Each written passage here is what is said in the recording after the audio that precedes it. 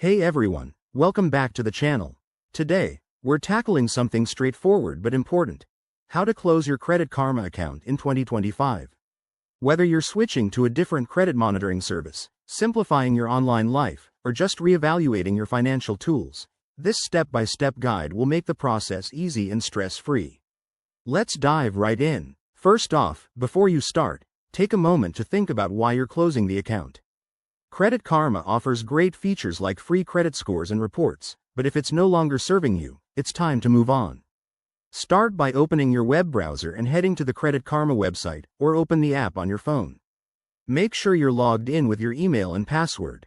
Once you're in, look for your profile icon, usually in the top right corner.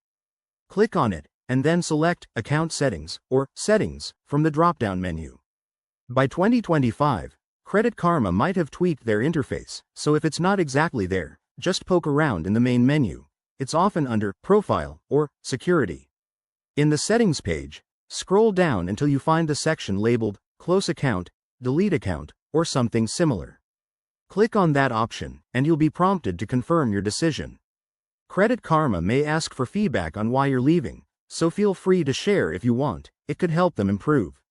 Before you hit that final confirm button, double-check if there's any data you want to save. For instance, download your latest credit report just in case.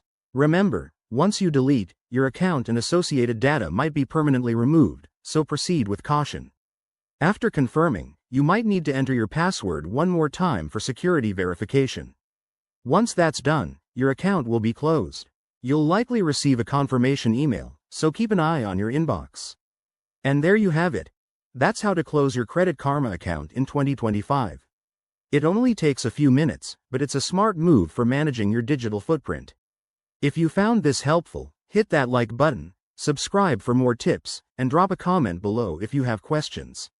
Thanks for watching, and see you next time.